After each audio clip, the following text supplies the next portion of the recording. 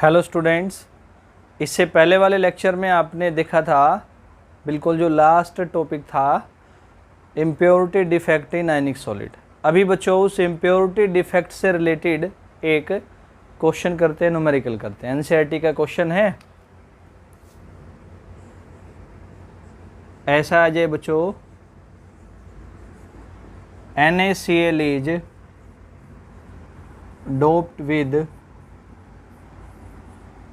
10 की पावर -3 मोल percent SrCl2। यानी बच्चों NaCl नाम का एक सॉलिड है, उसके अंदर इम्प्योरिटी आ गई है SrCl2 डोपिंग। तो यहाँ से ये पूछ ले कैलकुलेट द कैटायन वैकेंसी, उसमें कितने कैटायन की वैकेंसी हो जाएगी, कमी हो जाएगी, आपने फाइंड करना है, कैलकुलेट करना है। तो मैंने आयनिक सॉलिड के अंदर जब इम्प्योरिटी डिफेक्ट को समझाया था तो ये कहा था number of divalent impurity doped, जितनी डाइवेलेंट इम्प्योरिटी डालेंगे, डाइवेलेंट आयन डालेंगे, उतना ही क्या हो जाएगा, वहाँ से मोनोवेलेंट कैटायन की वैकेंसी हो जाती है। यानी हम ये फाइंड कर लेंगे बेटा डाइवेलेंट कैटायन कितना आ रहा है, वो जितना आएगा नंबर में उतने वहाँ से कैटायन की वैकेंसी हो जाएगी। तो स्टार्ट करते हैं, इस परसेंटेज को सोल्व करते हैं। यहाँ से बोल सकते हैं बच्चों, परसेंटेज है ना, 100 मोल ऑफ NaCl, देखिए मोनोवेलेंट है कैटायन, इज डोप्ड विद 10 की पावर -3 मोल SrCl2। डाइवेलेंट है ना, देखें SR,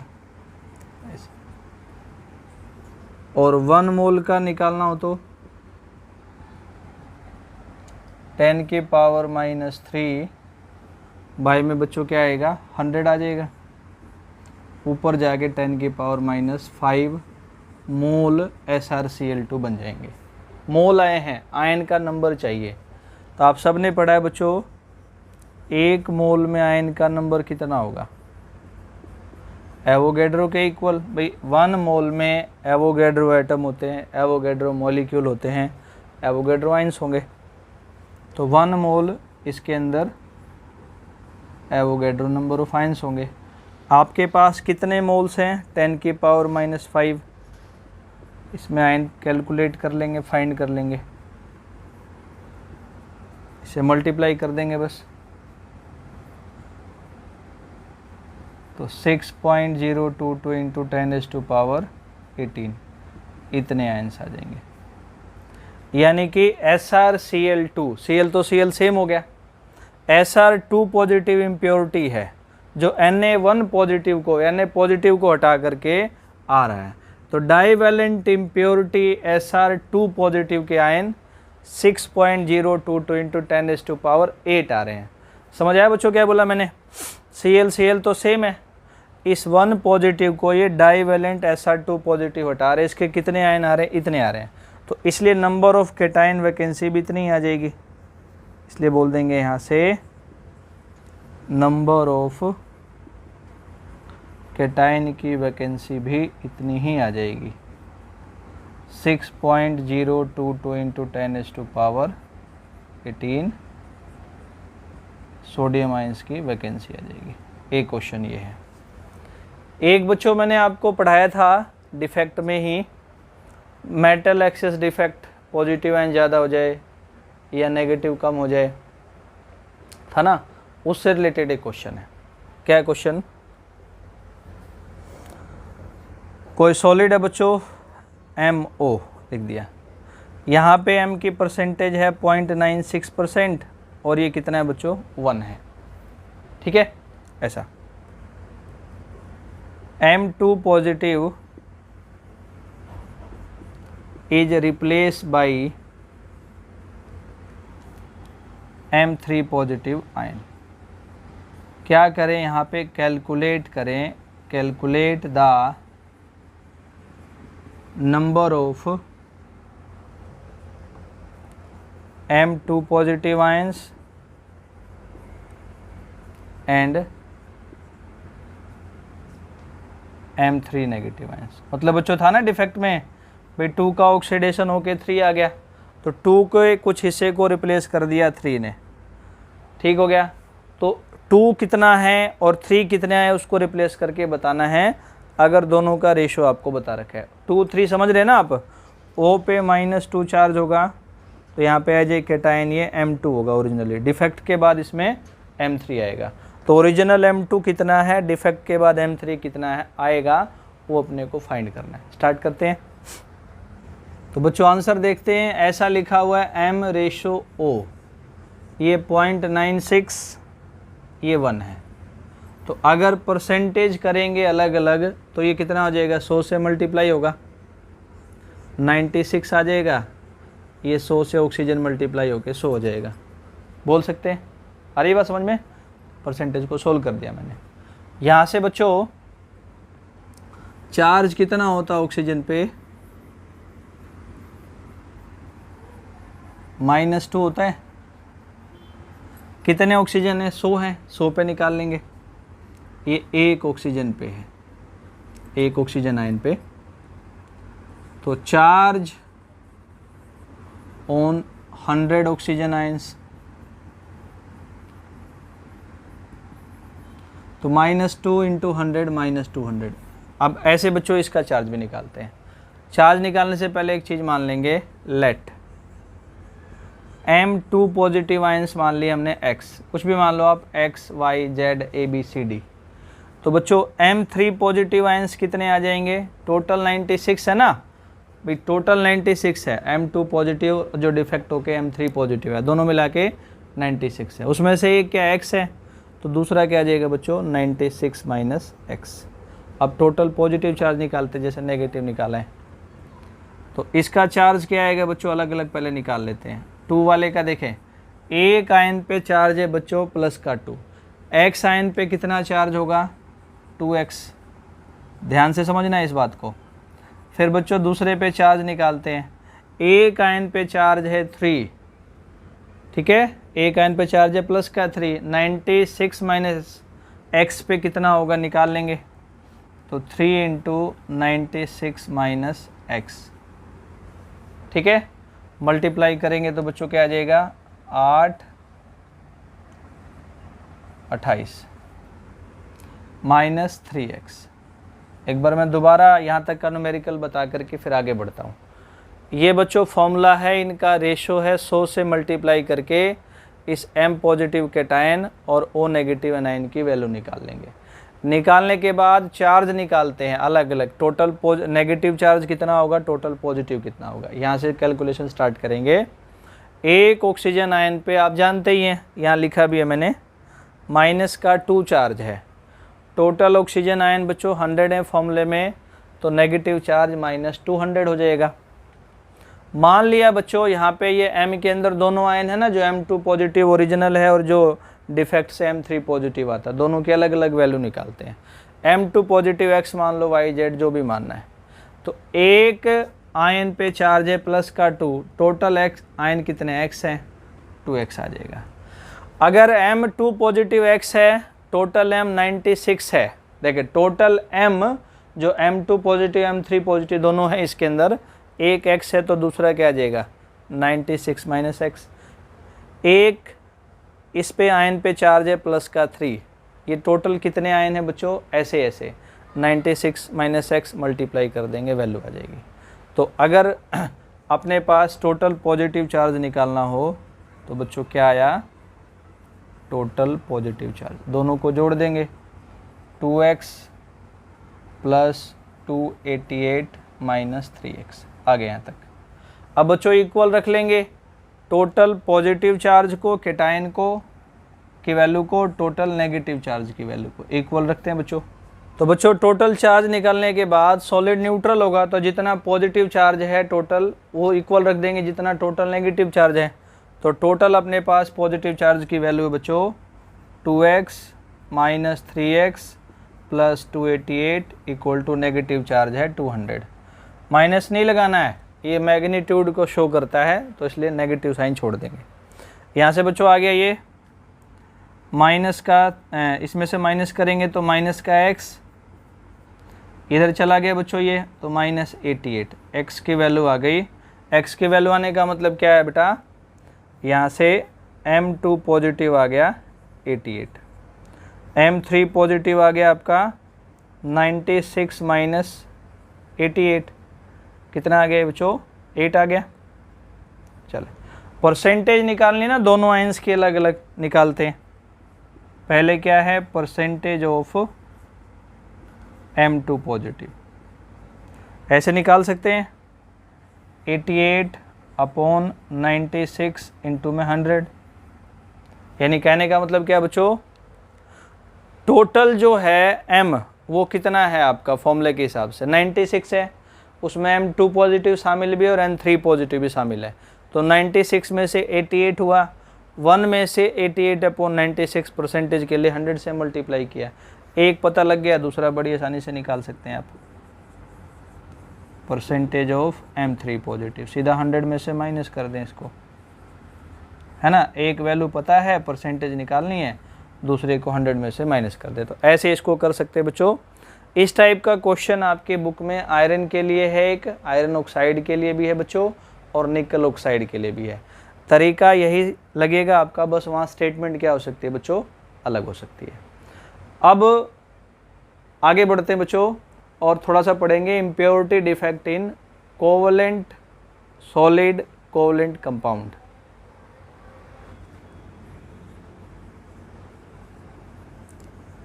इम्प्योरिटी डिफेक्ट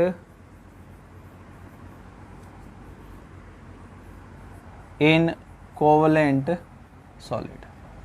तो बच्चों इम्प्योरिटी डिफेक्ट का कॉन्सेप्ट वही है कि कोवलेंट सॉलिड के एटम के अलावा कोई बाहर से एटम आएगा तो वो इम्प्योरिटी होगा, इसकी वजह से जो डिफेक्ट आएगा उसका नाम बच्चों इम्प्योरिटी डिफेक्ट होगा। ठीक, कहानी वही है। बस एक चीज़ यहाँ बतानी है बच्चों, जब कोवलेंट सॉलिड के अंदर इम्प्योरिटी आती है, इम्प्योरिटी डिफेक्ट आता है, डोपिंग आती है, तो उसकी वजह से उनकी प्रॉपर्टीज मॉडिफाई होती हैं, वो बिहेव करने लग जाती हैं as a semiconductor. Insulator है लेकिन कैसे बिहेव करेगा वो, एज ए सेमी कंडक्टर। तो लिखते हैं इसको, due to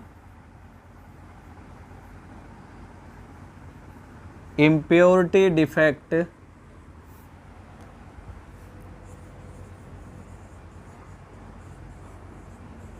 covalent solid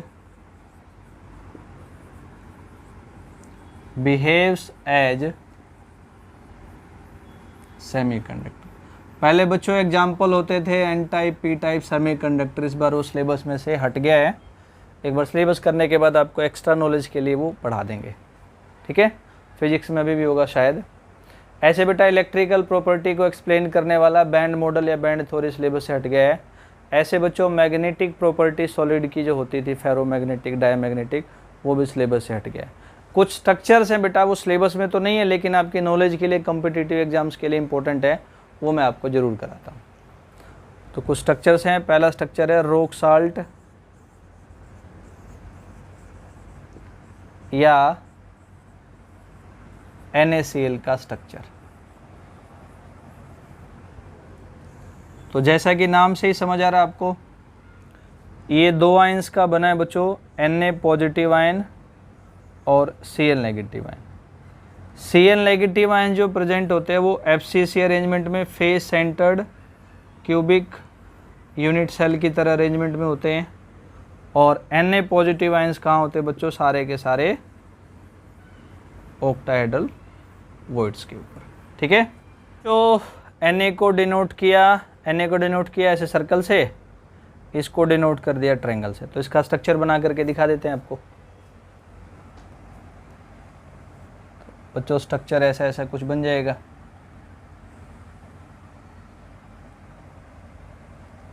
lattice बनाते हैं एक बार, जो बनाते हैं हम हर बार लैटिस बेटा, उसी को बनाना है।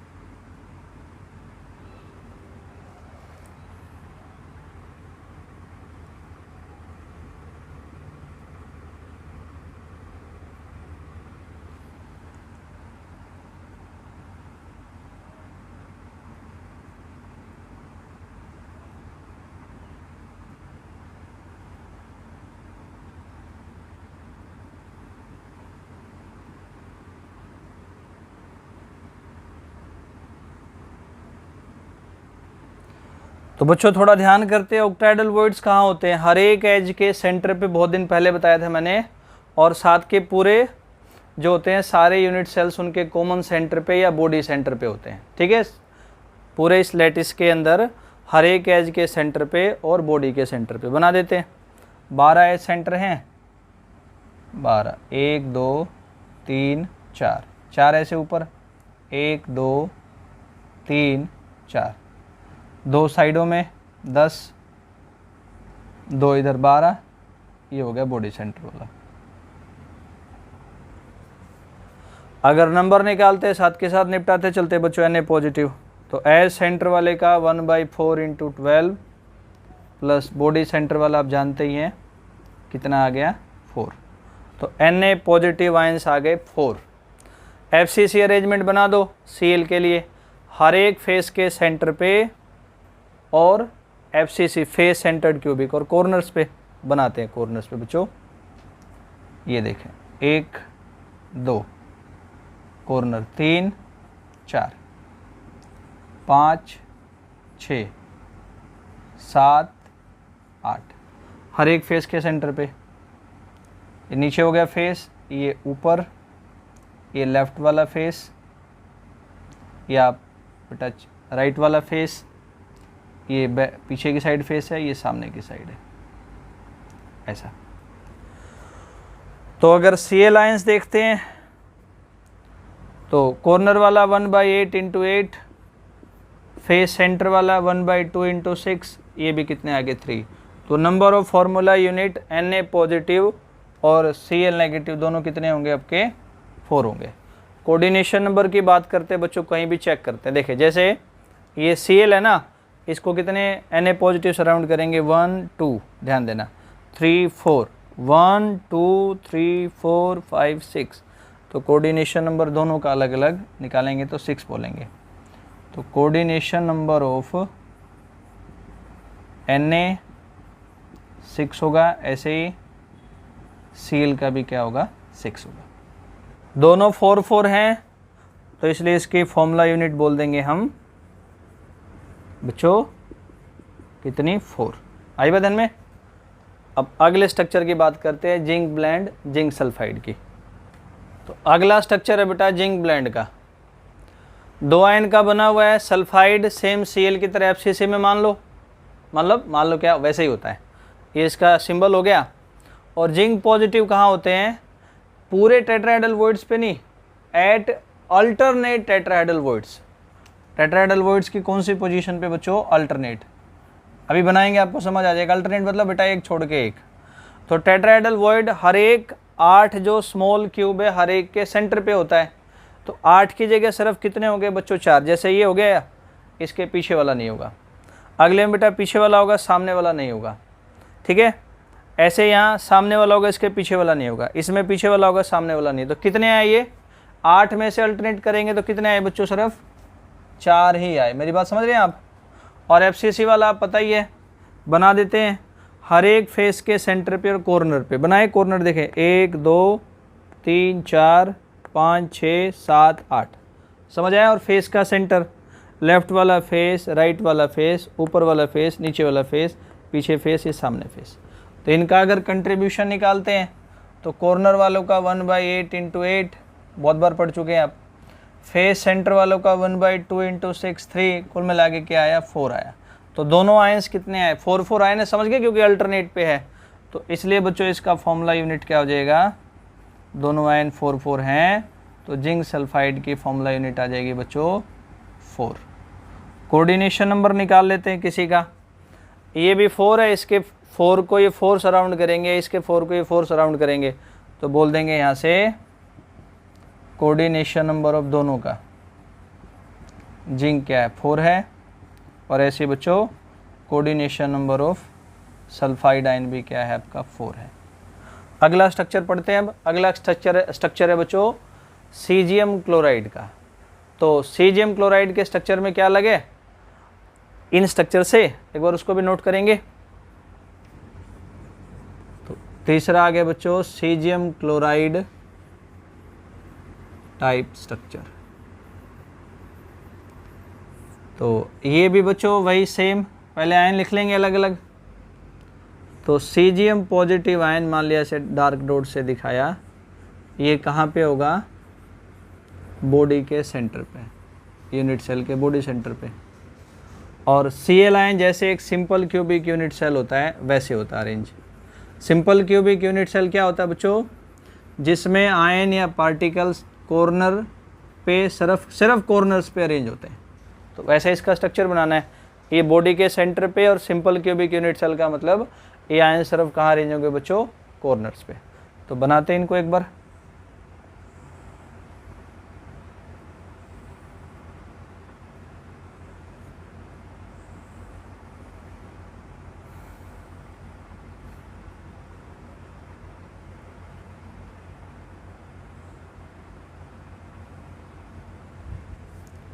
सीजीएम बॉडी सेंटर पे बना दिया जी, Cl कॉर्नर पे है,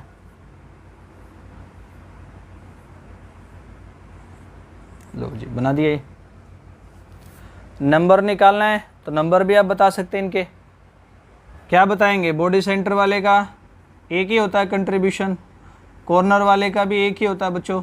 तो 1 1 आगे दोनों नंबर, दोनों आयंस, इसलिए फॉर्मूला यूनिट क्या होगी, जैसे और हम पढ़ रहे थे जितने नंबर हैं 1।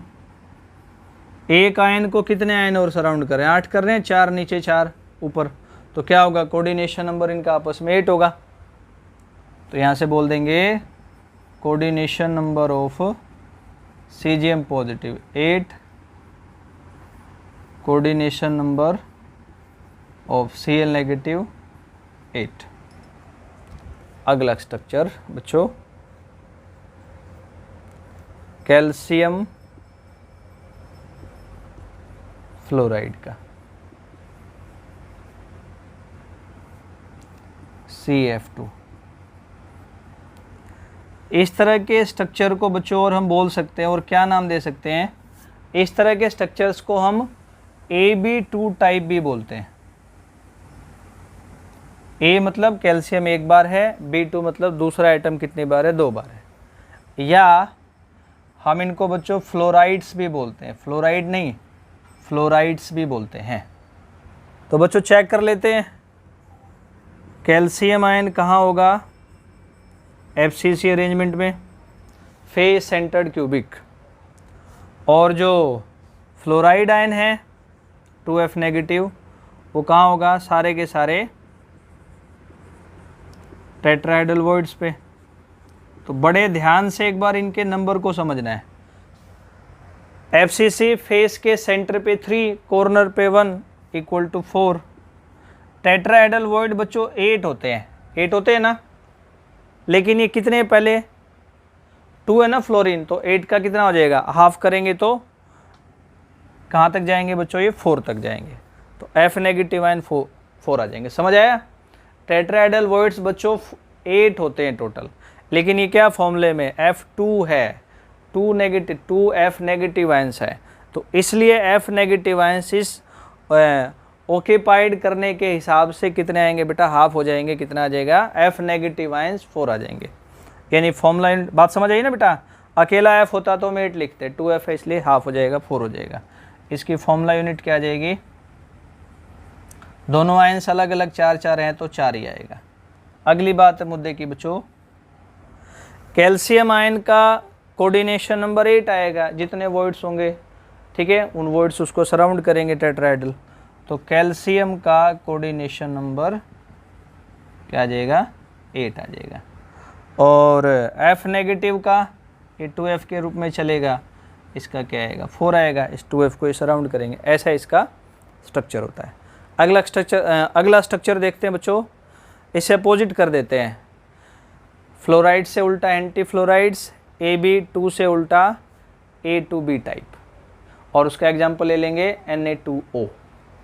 नेगेटिव आयन लिख लेंगे टेट्राहेड्रल वॉइड्स, लेकिन ये फॉर्मूले में क्या है, 2 है, इसलिए हाफ होके 4 आ जाएगा। ऐसा भी आपने सोचना है। Na2O या एंटी फ्लोराइड्स, फ्लोराइड नहीं बोलना है, या A2B टाइप, ऐसा ऐसा लिख सकते हैं। करते हैं शुरुआत इसकी भी। तो O नेगेटिव जो होगा वो CCP अरेंजमेंट याद होगा, CCP FCC जैसा है। और सोडियम आयन दो है ना, मैं एक का समझा रहा हूँ। ये कैसे अरेंज होगा, टेट्राहेड्रल वॉइड्स पे। तो CCP FCC जैसा है तो O नेगेटिव आयन कितने आएंगे, 4। और ये कहाँ पे है, टेट्राहेड्रल वॉइड्स पे, तो इसका नंबर आएगा बच्चों 8। ठीक है। और अगर फॉर्मूला यूनिट की बात करेंगे तो क्या आएगा फॉर्मूला यूनिट इसका, 4 कैसे आएगा, ये 2 होंगे ना, 2 सोडियम आयन होंगे उस फॉर्मूले के हिसाब से, इसका हाफ हो जाएगा, तो फॉर्मूला यूनिट इसकी 4 आएगी। अगर कोऑर्डिनेशन नंबर की बात करते हैं बच्चों O नेगेटिव आयन की तो 8, और अगर कोऑर्डिनेशन नंबर बात की करते हैं किसके, सोडियम आयन की, तो 4, ऐसा बोल देंगे। तो उस वाले से अपोजिट है थोड़ा सा ये। अब बच्चों कुछ देखते हैं spinal structures.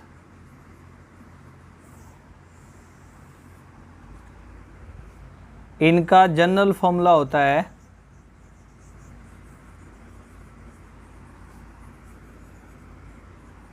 Ab2O4।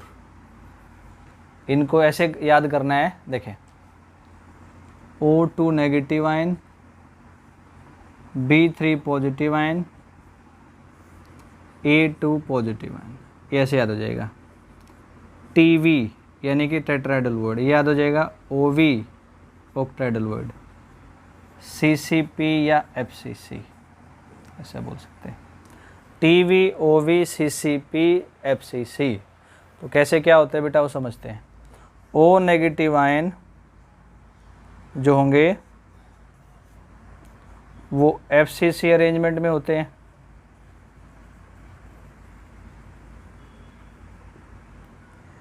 B3 positive ion occupy करते हैं किसको, 50% ऑफ ऑक्टाहेड्रल वॉइड जितने भी हैं, और ये जो है ऑक्यूपाई करेंगे कौन से, पॉजिटिव आयन ऑक्यूपाई करते हैं 12.5% ऑफ टेट्राहेड्रल वॉइड। तो ऐसे बनाए TV OV CCP। अगला है बच्चों इसी में इनवर्स, उससे उल्टा स्पाइनल स्ट्रक्चर। फॉर्मूला वही हो गया Ab2O4। इनके ऐसे आयन बना लेंगे। अब ये वही बच्चों CCP या FCC में, अब जो है ना ये OV यहाँ आ जाएगा और TV यहाँ आ जाएगा, इससे बोला इनवर्स इसलिए बोला है। पहले TV A के साथ था, अभी OV आ जाएगा, TV यहाँ बदल जाएगा। अब देखते हैं बच्चों कैसे कैसे हैं। O नेगेटिव आयंस पहले की तरह ही बेटा FCC अरेंजमेंट में है। B के 2 आयन बनेंगे यहाँ, B3 2 है ना, दोनों को लिख लेंगे, मतलब यहाँ B3 पॉजिटिव और यहाँ लिखते हैं, बस एक छोड़ करके। और A का बच्चों यहाँ भी वैसे ही A2 पॉजिटिव बनेगा। नेगेटिव हो गया FCC में, B के 2 आयन बनाएंगे, B3 पॉजिटिव और B2 पॉजिटिव। अब जैसे A के साथ लिखा हो ना ऑक्टाहेड्रल वॉइड, तो कहाँ पे 25% ऑफ ऑक्टाहेड्रल वॉइड को ऑक्यूपाई करेगा, और ये B3 भी 25% ऑफ ऑक्टाहेड्रल वॉइड, यानी कुल मिला के ऑक्टाहेड्रल वॉइड का दोनों मिलके बच्चों 50% ऑक्यूपाई करेंगे। और इसका एक और बना दिया ना B का 2 पॉजिटिव, ये किसको ऑक्यूपाई करेगा, TV लिखा ना इसके साथ, 12.5% ऑफ टेट्राहेड्रल वॉइड्स। तो इसमें लास्ट स्ट्रक्चर बचता है डायमंड का, स्ट्रक्चर ऑफ डायमंड। तो ये तो बेटा आपने +1 के अंदर पढ़ा ही होगा कि डायमंड के अंदर हर एक कार्बन की हाइब्रिडाइजेशन sp3 है, और ऐसे एक कार्बन sp3 हाइब्रिडाइजेशन होने की वजह से आगे 4 कार्बन से जुड़ा होता है, और कार्बन एटम्स का बच्चों यहाँ क्या बन जाता है, कैसे जुड़ते जुड़ते नेटवर्क स्ट्रक्चर। डायमंड के अंदर ऐसा होता है, एक कार्बन मैं बता रहा हूँ बेटा आगे 4 कार्बन से जुड़ा होगा, और ऐसे बच्चों कार्बन एटम्स का क्या बन जाएगा, एक नेटवर्क स्ट्रक्चर। ये पुरानी बात है। बात करते हैं यहाँ लेटिस वाइज स्ट्रक्चर की। तो डायमंड का स्ट्रक्चर बच्चों बिल्कुल जिंक सल्फाइड के जैसा होता है। तो अभी जिंक सल्फाइड का पढ़ा ही था हमने। Structure of diamond is